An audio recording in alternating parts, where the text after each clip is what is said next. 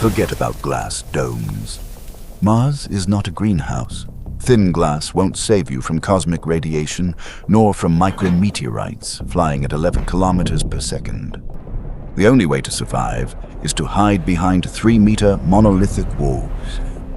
Welcome to the era of Marscrete, a composite of sulfur, polyethylene, and toxic local regolith. A human cannot build this by hand. Surface radiation dose would be lethal. 26 months before our arrival, we will deploy heavy autonomous artillery. Traditional concrete requires water. On Mars, water is fuel and life. Wasting it on walls is a crime. That is why rovers use laser sintering and sulfur. The concrete shield only stops radiation. To hold a breathable atmosphere, we deploy an inflatable pressure vessel inside the rock. It is a submarine designed for a desert of vacuum. But the real enemy isn't the environment, it is the speed of light. At an average distance of 225 million kilometers, a radio signal takes up to 20 minutes to reach Earth. When a global dust storm hits and solar panels fail, the Earth operator is watching a ghost. By the time the warning arrives, the base has already been dying for 20 minutes. Survival requires total autonomy.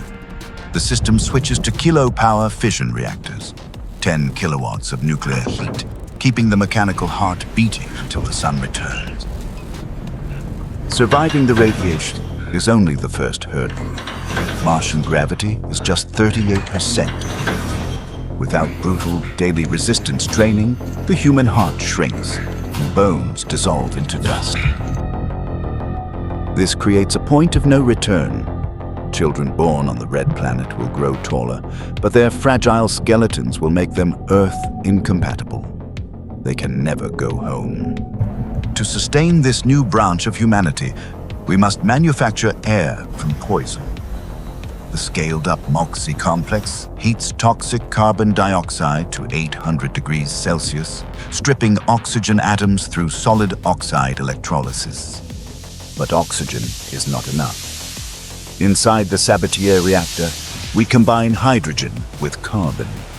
This brutal alchemy yields liquid methane for the return rockets, and the ultimate prize, pure water.